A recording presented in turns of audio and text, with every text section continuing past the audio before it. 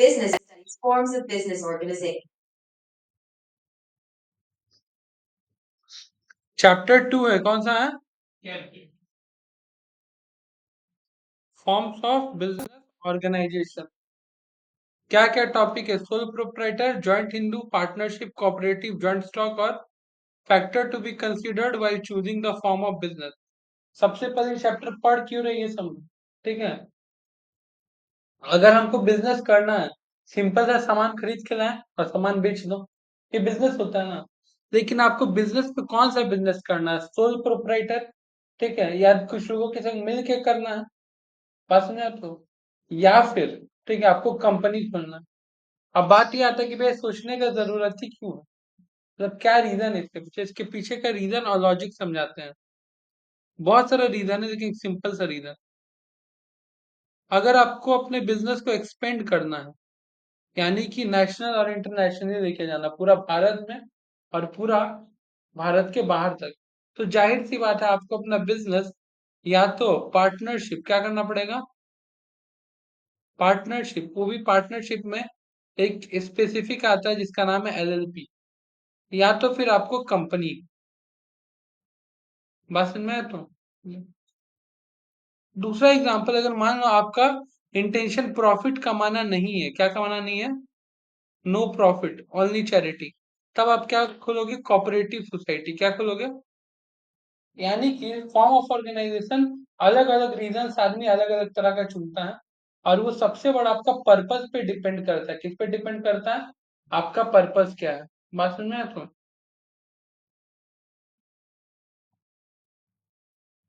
सबसे पहला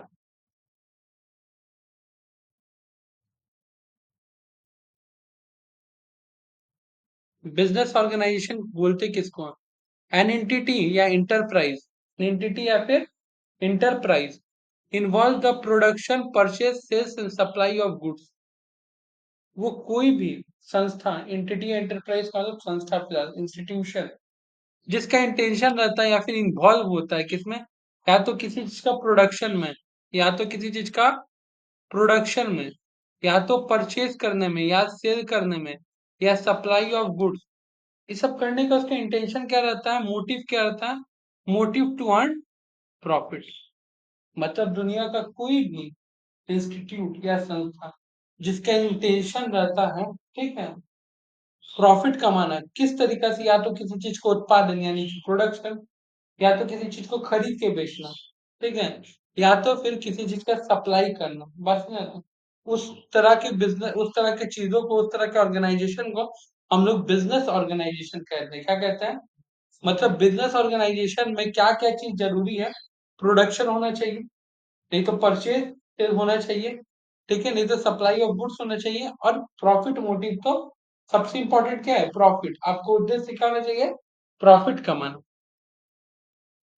अब बात क्या आता है, there are two form of business organization, दो तरह का बिजनेस ऑर्गेनाइजेशन होता है, कितना, दो। एक होता है पब्लिक सेक्टर, क्या होता है, और एक होता है प्राइवेट सेक्टर। नाम से ही समझ में आ रहा है पब्लिक सेक्टर क्या चीज है, देखो, enterprise business which are owned और control and manage by the government, वो सारा बिजनेस जिसको ओन करता हूँ, मतलब जिसका मालिक, या फिर जिसको चलाता हूँ, या फिर जिस बिजनेस को मैनेज करता हूँ, कौन, हमारे देश का गवर्नमेंट। कोई भी गवर्नमेंट हो सकता है, स्टेट गवर्नमेंट भी हो सकता है, सेंट्रल गवर्नमेंट भी हो सकता है, स्टेट और सेंट्रल गवर्नमेंट मिलके भी हो सकता है, करेक्ट। कोई दिक्कत है यहाँ तक।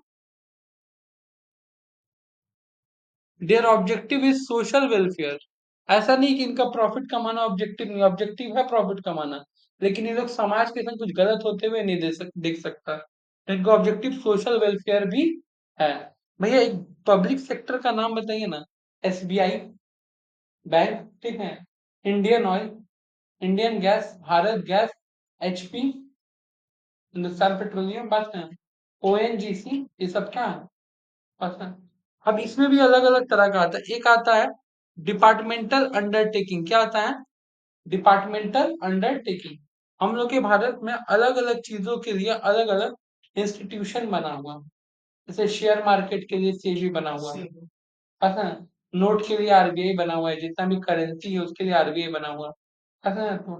बिटकॉइन के लिए गवर्नमेंट कोई भी मार्केट अभी तक मतलब कोई भी इंस्टीट्यूशन नहीं बनाया। तो जिस जिस इंस्टीट्यूशन को संभालने के लिए, कंट्रोल करने के लिए गवर्नमेंट अलग से डिपार्टमेंट बना के रखा है, उसको कहते हैं डिपार्टमेंटल अंडरटेकिंग। कोई दिक्कत नहीं है। अच्छा, अब आता है स्टेटरी कॉर्पोरेशन, मतलब गवर्नमेंट का बड़ा बड़ा बिजनेस। एग्जाम्पल LIC, क्या हो गया? LIC गवर्नमेंट कंपनी, जिसका भी तुमको इतना सारा हम एग्जाम्पल दिए। ONGC, पसंद है तो BSNL, हिंदुस्तान पेट्रोलियम, ये सब करेक्ट। तो गवर्नमेंट सेक्टर यानी कि गवर्नमेंट सेक्टर को ही कहीं ना कहीं क्या बोलते हैं हम लोग? Public sector. क्या बोलते हैं? अब आता है प्राइवेट सेक्टर। क्या आता है? Private sector enterprise are own, control and manage by the individual, यानी कि इंडिविजुअल मतलब हम लोग जैसा आदमी, और a group of individual with a sole objective to earn profit. और जब कोई इंसान बिजनेस करता है तो उसका केवल और केवल और सबसे बड़ा इच्छा ये रहता है कि वो ज्यादा प्रॉफिट कमाए। सोसाइटी के बारे में उतना नहीं सोचता है जितना गवर्नमेंट सोचता है। बस सुना है तो there are the various type of private enterprises are, सबसे पहला कौन सा है?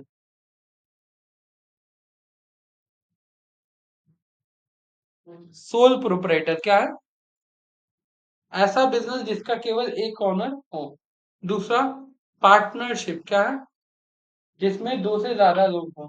तीसरा, जॉइंट हिंदू फैमिली। चौथा, कोऑपरेटिव सोसाइटी। ठीक है, कोऑपरेटिव सोसाइटी का मेन इंटेंशन प्रॉफिट कमाना नहीं होता है। उसके बाद, जॉइंट स्टॉक कंपनी। क्या है? Joint stock company. नेक्स्ट क्या है? Multinational corporation, MNC। क्या हो गया? MNC, बड़ा बड़ा कंपनी जो केवल यहाँ पे ना हो, इंडिया के बाहर बाहर भी हो। करेक्ट।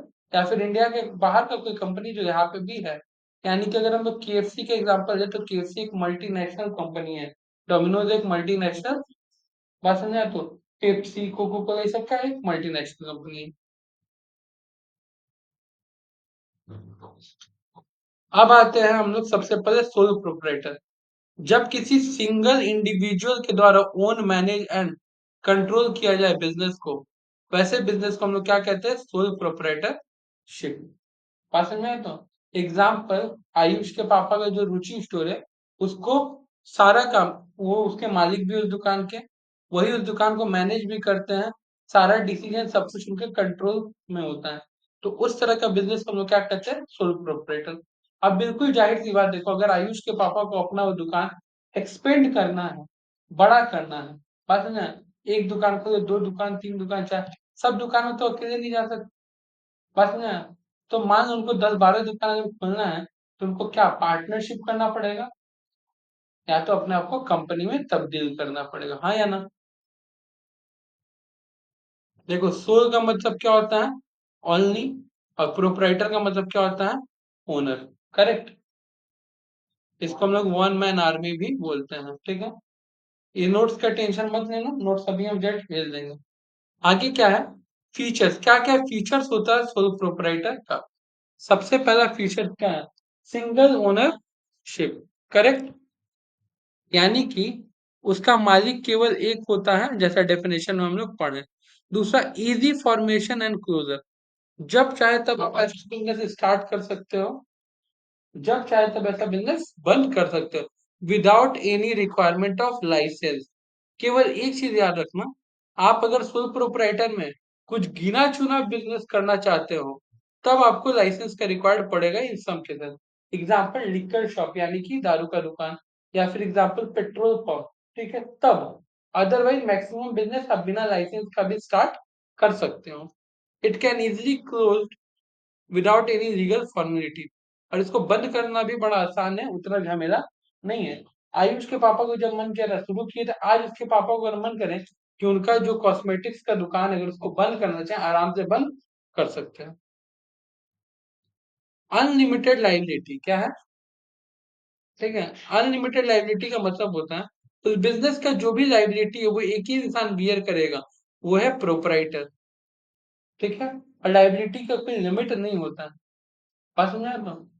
लाइबिलिटी का कोई लिमिट, और जब वो पूरा लाइबिलिटी कोई एक इंसान बियर करेगा तो उसका भी लाइबिलिटी क्या हो जाएगा? Unlimited ability. बात सुना? Risk bearing and profit beneficiary.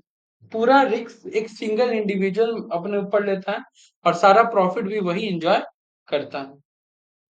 Full control, किसी आउटसाइडर का इंटरफेरेंस नहीं है, किसी भी आउटसाइडर का।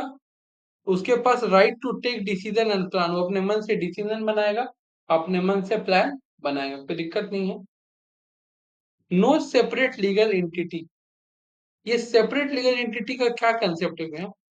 देखो, अकाउंट्स के भाषा में या फिर कॉमर्स के दुनिया में बोला जाता है कि अगर ये व्यक्ति मालिक है जिसको हम अभी ड्राइंग में बनाए हैं, ठीक है,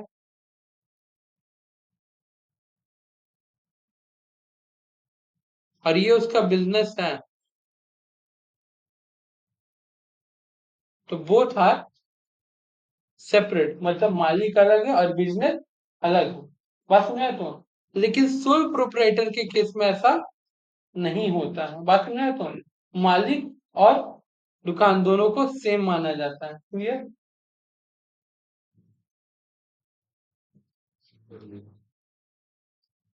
नेक्स्ट लिखा हुआ है बाबू, लैक ऑफ कंटिन्यूटी। क्या होता है लैक ऑफ कंटिन्यूटी? यानी कि अगर मालिक का डेथ हो जाता है या इंसॉल्वेंट हो जाता है या फिर इसका तबीयत खराब, तो ये बिजनेस ऑटोमेटिक बंद हो जाएगा। जरूरी नहीं है कि उस मालिक के ना रहने पे कोई और उस बिजनेस को चला पाए। आज मेरा ही ट्यूशन क्लासेस अगर हम नहीं रहेंगे तो मेरे सिवा कौन चलाएगा? हम कोई कंपनी बनी बड़ा खोल के सब काम नहीं कर रहे हैं।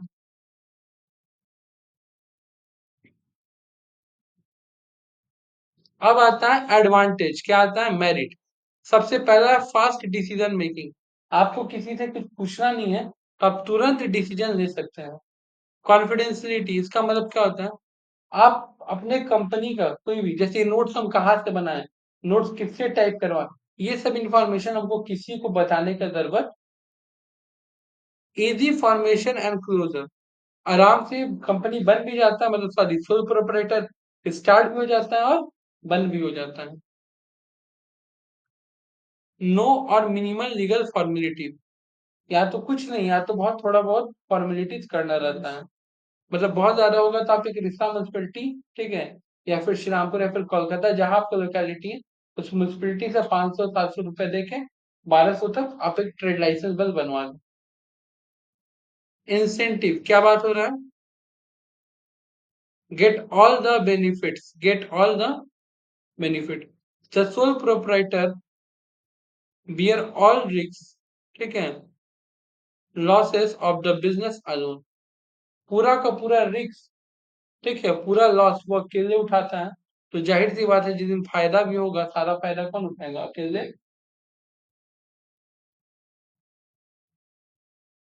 अच्छा, sense of accomplishment, the sole proprietor work work for himself. Sole proprietor लोग खुद के लिए काम करते हैं। हम ट्यूशन पढ़ा रहे हैं किसके लिए? खुद से खुद के लिए। Thus when the business achieve success, जब business सक्सेस अचीव कर लेता है, its contribution to sense of accomplishment and increase the confidence, तो वो उस प्रोपराइटर का कॉन्फिडेंस को क्या कर देता है? बढ़ा देता है, ठीक है। नेक्स्ट है पर्सनल टच। सबसे अच्छा, डायरेक्ट कॉन्टेक्ट टू कस्टमर। आज अगर तुम लोग को ऑनलाइन के माध्यम से पढ़ा रहे हैं, ठीक है, या फिर ये वीडियो भी जब अपलोड करेंगे हमारे बच्चा ऑनलाइन देखेगा, उससे मेरा पर्सनल कोई रिलेशन नहीं बन पा रहा हूँ।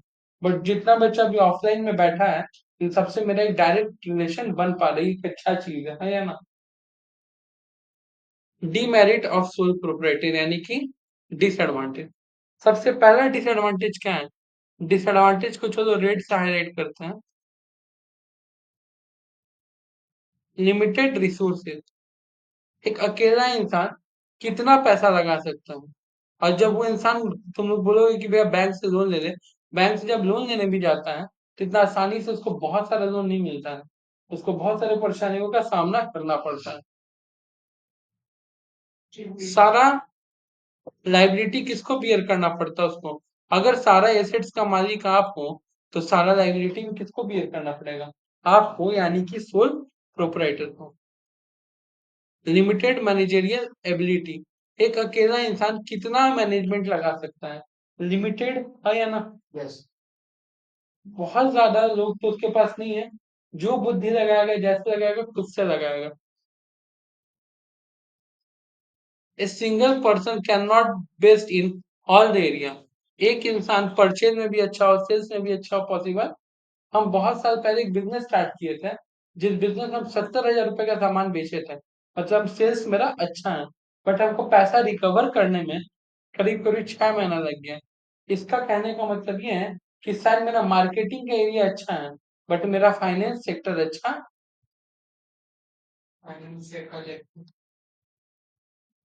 Limited life of the business, ऐसा बिजनेस का जो लाइफ होता है वो लिमिटेड होता है, क्योंकि डेथ इंसॉल्वेंशियल इलनेस के बाद, ठीक है, लगभग limited life of the business, business क्या हो जाता है, खत्म हो जाता है अगर प्रोपराइटर का मृत्यु हो गया, इंसॉल्वेंसी यानी कि कंगाल हो गया, ठीक है, तो ऑलमोस्ट बिजनेस बंद हो गया। कोई दिक्कत? अब नेक्स्ट डे हम लोग पढ़ेंगे जॉइंट हिंदू फैमिली।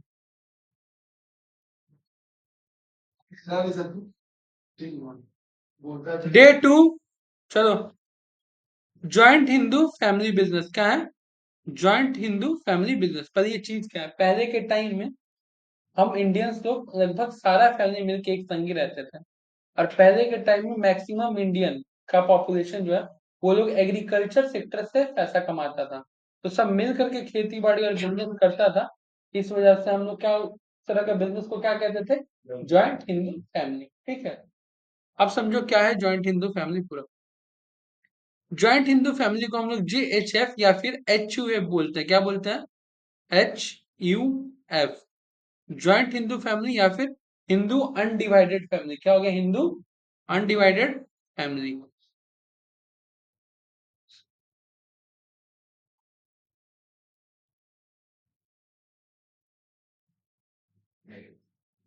करेक्ट। अब ध्यान से सुना। Business is govern by the Hindu succession act of Hindu law. ये किस कानून के द्वारा इस तरह का बिजनेस का फॉर्म बनाया गया? तो Hindu succession act of Hindu law, and it is found only in India. इस तरह का बिजनेस केवल कहाँ होता है? इंडिया में। मतलब अगर आप इस बिजनेस को इंडिया के बाहर लेके जाना चाहते हैं तो नहीं चलेगा, क्योंकि पाश्चात्य मतलब वहां के संस्कृति में, वहां पे सब कुछ इस तरह का ज्वाइंट फैमिली का कंसेप्ट है ही नहीं। It is owned and carried out by the member of the Hindu undivided family. बोले थे ना HUF।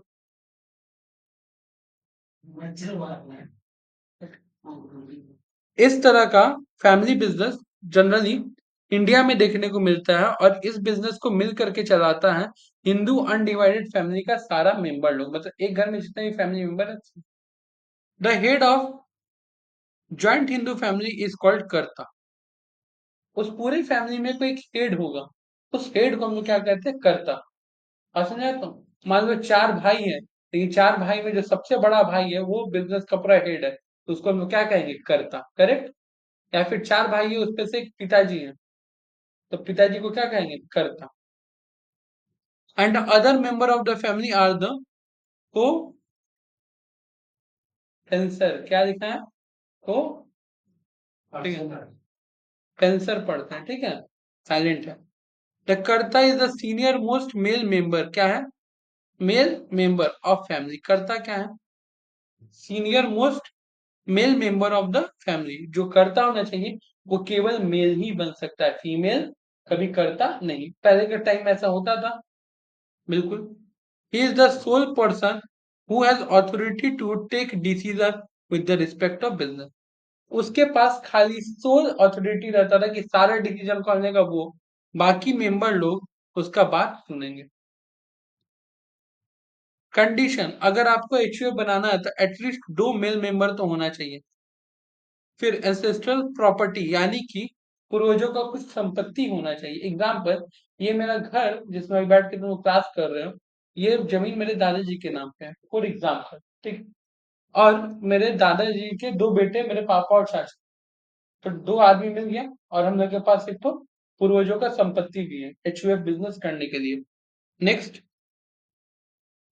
ये 2 कंडीशन अगर है तो आप HUF स्टार्ट कर सकते हैं।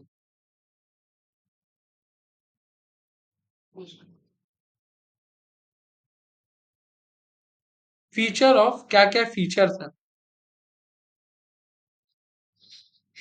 Features of joint Hindu family देखो। सबसे पहले तो फॉर्मेशन। ऐसा बिजनेस स्टार्ट करने के लिए आपको क्या, हिंदू सक्सेशन एक्ट 1956 के द्वारा करीब 2 मेल मेंबर चाहिए और एक प्रॉपर्टी होना चाहिए, बस स्टार्ट कर सकते हैं। सोल प्रोप्राइटर में कोई नियम नहीं था, इसमें 2 ठो बस नियम है।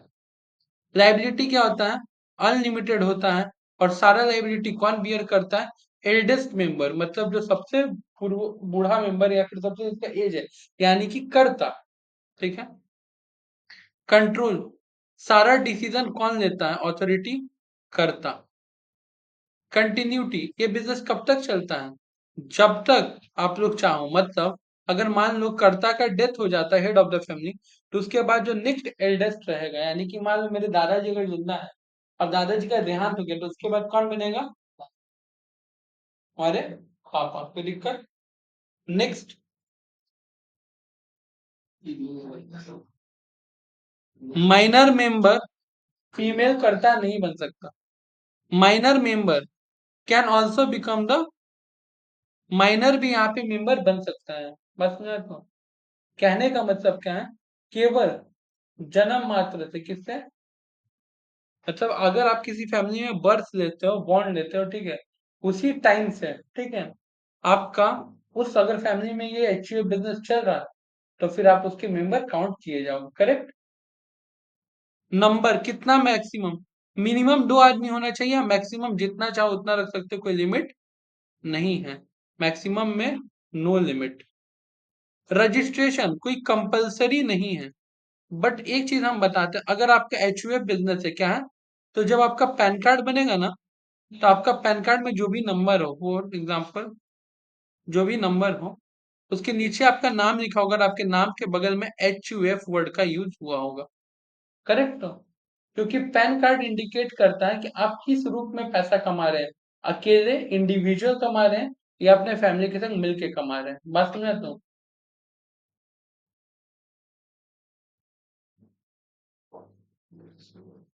मेरिट क्या क्या है। सबसे पहला मेरिट अगर समझा जाए, क्विक डिसीजन मेकिंग, क्या है, क्योंकि कर्ता को सारा डिसीजन लेना है और सारा आदमी उसका बात मानेगा। कंटिन्यूटी, आफ्टर द डेथ, भले वो मर जाए बट बिजनेस चलता रहेगा, कोई और चलेगा, कोई और, जब तक आप लोग ज्वाइंट हिंदू हैं तब तक। Limited liability of the member, member लोग के ऊपर कोई लाइबिलिटी। बेटर कॉपरेशन, जितना भी बाकी का फैमिली मेंबर है वो सब कर्ता के साथ क्या करेगा, कॉपरेट, हाँ या ना। देखो अगर कोई family joint Hindu family business कर रहा है, यानी कि इसका मतलब साफ है कि वो लोग के घर में अभी भी संस्कार, डिसिप्लिन, बस सुना तो ज्वाइंट फैमिली, न्यूक्लियर फैमिली का कंसेप्ट नहीं आया है, मतलब अलग अलग होकर नहीं रह रहा है। तो जाहिर सी बात है कि वो अपना एल्डर का रिस्पेक्ट तो बिल्कुल करता होगा, उनका बात नहीं काटेगा। ऐसा बिजनेस का कुछ डिमेरिट भी है। एक फैमिली कितना ही रिसोर्सेज लगा पाएगा, रिसोर्सेज का मतलब है कैपिटल के रूप में, जो उसके पूर्वजों से उसको प्रॉपर्टी मिला है उसके ऊपर वो डिपेंड है, हाँ या ना। अनलिमिटेड लाइबिलिटी, कर्ता का लाइबिलिटी क्या होता है, अनलिमिटेड। मेंबर का लाइबिलिटी क्या होता है, लिमिटेड। सुप्रीमेसी ऑफ कर्ता, कर्ता अपना मनमानी बहुत ज्यादा करने लगता है, सुप्रीमेसी, बात समझे। नेक्स्ट देखो, the karta take all the decision of the business, this में lead to conflict of among the family member. Karta केवल अपने मन का करने लगता है, इसी की वजह से धीरे धीरे कॉन्फ्लिक्ट ऑफ बिजनेस आ जाता है। क्या आ जाता है, कॉन्फ्लिक्ट ऑफ बिजनेस, यानी कि उनके बीच में मतभेद हो जाता है। क्या हो जाता है, लिमिटेड मैनेजरियल स्किल, एक फैमिली में सब इंसान टैलेंटेड होगा और अलग अलग सेक्टर में जरूरी नहीं है। देखो मेरे घर में अगर ढंग से देखा जाए तो हम लोग सब कोई अकाउंटिंग का एक बैकग्राउंड से बिलोंग करते हैं। मेरे परदादा जी महेश्वरी में अकाउंट्स के टीचर, बस है। मेरे दादाजी टीचर भी थे और अकाउंटेंट भी थे, मेरे पापा अकाउंटेंट है, मेरे चाचा अकाउंटेंट है, चाची अकाउंटेंट है, बट हम लोग का बिजनेस भी चल रहा है और हम लोग का सब कोई मिलकर ही बिजनेस कर रहे हैं। बट फर्क पता है क्या है, अगर सब अकाउंट्स में ही तेज है तो बाकी चीज में कौन तेज होगा, परचेज, सेल, मैन्युफैक्चरिंग, कहीं तो दिक्कत आ रहा है ना। तो एक फैमिली में सब कोई अलग अलग सेक्टर में तेज नहीं हो सकता, इस वजह से मैनेजमेंट करने में दिक्कत आता ही है।